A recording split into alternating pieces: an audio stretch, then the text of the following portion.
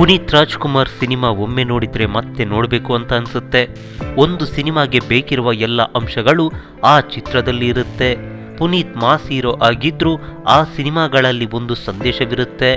Puneeth dance, fight ಎಲ್ಲವೂ ಅಭಿಮಾನಿಗಳಿಗೆ ಬೇಕಿತ್ತು. ಅದಕ್ಕೆ ತಕ್ಕಂತೆ ನಿರ್ದೇಶಕರು ಕಥೆಯನ್ನು ಹೆಣಿತಾ ಇದ್ರು. ಇವೆಲ್ಲದರ ಜೊತೆಗೆ ಪುನೀತ್ ಸಿನಿಮಾದಲ್ಲಿ ಒಂದು ಸಂದೇಶ ಇರಲೇಬೇಕಿತ್ತು. ರಾಜಕುಮಾರ, ನಟ ಸಾರ್ವಭೌಮ, ಕೊನೆಯಲ್ಲಿ ತೆರೆ ಕಂಡ ಯುವರತ್ನ ಸಿನಿಮಾಗಳಲ್ಲಿ ಅಪ್ಪು ಅಭಿಮಾನಿಗಳಿಗೆ ಬೇಕಿರುವ ಎಲ್ಲ ಅಂಶಗಳು ಇದ್ದವು. ಜೊತೆಗೆ ಸಿನಿಮಾ ನೋಡಿ ಮನೆಗೆ ಹೋಗುವ ಪ್ರೇಕ್ಷಕರಲ್ಲಿ ಮನಪರಿವರ್ತನೆಯಾಗುವಂತಹ ಅಂಶಗಳು ಕೂಡ ಇರ್ತಿತ್ತು. ಅಂತಹ ಕಥೆಗಳನ್ನು ಮಾತ್ರ ಪುನೀತ್ ರಾಜ್ಕುಮಾರ್ ಆಯ್ಕೆ ಮಾಡ್ತಿದ್ರು. ತೆರೆ ಕಂಡ ಅಪ್ಪುವಿನ ಕೊನೆಯ ಸಿನಿಮಾ ಯುವರತ್ನದಲ್ಲೂ ಇಂತಹದ್ದೇ ಒಂದು ಸಂದೇಶವಿತ್ತು. ಯುವರತ್ನ ಸಿನಿಮಾದಲ್ಲಿ ಶಿಕ್ಷಣ ಸಂಸ್ಥೆ ಉಳಿಸಲು ಅಪ್ಪು ನಡೆಸುವ ಹೋರಾಟದ ಕಥೆಯಾಗಿತ್ತು. ಚಿತ್ರದಲ್ಲಿ ಪುನೀತ್ ಉಪನ್ಯಾಸಕನಾಗಿ ಕಾಣಿಸಿಕೊಂಡಿದ್ರು. ಅಭಿಮಾನಿಗಳು ಹಿಂದೆಂದು ನೋಡದ ಪಾತ್ರದಲ್ಲಿ ಅಪ್ಪು ಮಿಂಚಿದ್ರು. ಆದರೆ ಯುವರತ್ನ ಬಿಡುಗಡೆಯಾಗ್ತಿದ್ದಂತೆ ಎರಡನೇ ಅಲೆ ಕೊರೋನಾ ಅಬ್ಬರಿಸಿತ್ತು. ಈ ಕಾರಣಕ್ಕಾಗಿಯೇ ಸರ್ಕಾರ ಮತ್ತೆ ಚಿತ್ರಮಂದಿರದಲ್ಲಿ 50% ಆಸನ ವ್ಯವಸ್ಥೆ ಇರಲೇಬೇಕೆಂದು ಆದೇಶ ನೀಡಿತ್ತು.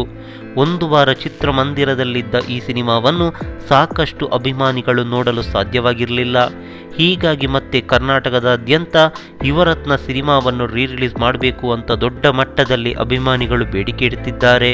ಪುನೀತ್ ರಾಜ್ಕುಮಾರ್ ನಿಧನದ ಬಳಿಕ ಕೆಲವು ಚಿತ್ರಮಂದಿರಗಳು ಸ್ವಯಂ ಪ್ರೇರಿತವಾಗಿ ಯುವರತ್ನ ಸಿನಿಮಾವನ್ನು ಬಿಡುಗಡೆ ಮಾಡಿದ್ರು. ಕೆಲವು ಚಿತ್ರಮಂದಿರಗಳು ಉಚಿತವಾಗಿ ಯುವರತ್ನ ಸಿನಿಮಾವನ್ನು ತೋರಿಸಿದ್ರು. ಆದರೆ ಅಭಿಮಾನಿಗಳು ಯುವರತ್ನ ಸಿನಿಮಾವನ್ನು ಕರ್ನಾಟಕದಾದ್ಯಂತ ಮತ್ತೆ ರಿಲೀಸ್ ಮಾಡಬೇಕು ಅಂತ ಸೋಷಿಯಲ್ ಮೀಡಿಯಾದಲ್ಲಿ ಕೇಳ್ಕೊತಿದ್ದಾರೆ. ಯುವರತ್ನ ಬಿಡುಗಡೆಯಾದಾಗ ಸಾಕಷ್ಟು ತೊಂದರೆಯಾಗಿ ಚಿತ್ರ ಪ್ರದರ್ಶನ ರದ್ದಾಗಿದೆ. ದಯವಿಟ್ಟು ಈಗಲಾದರೂ ಮತ್ತೊಮ್ಮೆ ರಿಲೀಸ್ ಮಾಡಿ, ಸಿನಿಮಾ ನೋಡುವ ಭಾಗ್ಯ ಕೊಡಿ ಅಂತ ಪುನೀತ್ ಅಭಿಮಾನಿಗಳು ನಿರ್ಮಾಪಕರು ಹಾಗೆ ನಿರ್ದೇಶಕರ ಬಳಿ ಬೇಡಿಕೆ ಇಟ್ಟಿದ್ದಾರೆ. ಯುವರತ್ನ ನಿರ್ಮಾಣ ಸಂಸ್ಥೆ ಹೊಂಬಾಳೆ ಫಿಲಮ್ಸ್ ಹಾಗೂ ನಿರ್ದೇಶಕ ಸಂತೋಷ್ ಆನಂದರಾಮ್ ಅಭಿಮಾನಿಗಳ ಒತ್ತಡಕ್ಕೆ ಮಣಿಯುತ್ತಾರಾ ಅನ್ನುವ ಪ್ರಶ್ನೆ ಅಭಿಮಾನಿಗಳಿಗೆ ಎದುರಾಗಿದೆ.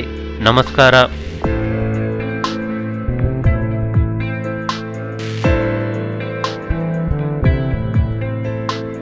ಈ ಮಾಹಿತಿ ನಿಮಗೆ ಇಷ್ಟವಾಗಿದ್ದರೆ ಲೈಕ್ ಮಾಡಿ, ಶೇರ್ ಮಾಡಿ, ಹಾಗೆ ನಮ್ಮ ಕೋಸ್ಟಲ್ ಕನ್ನಡ ಯೂಟ್ಯೂಬ್ ಚಾನಲ್ಗೆ ಸಬ್ಸ್ಕ್ರೈಬ್ ಮಾಡಿ.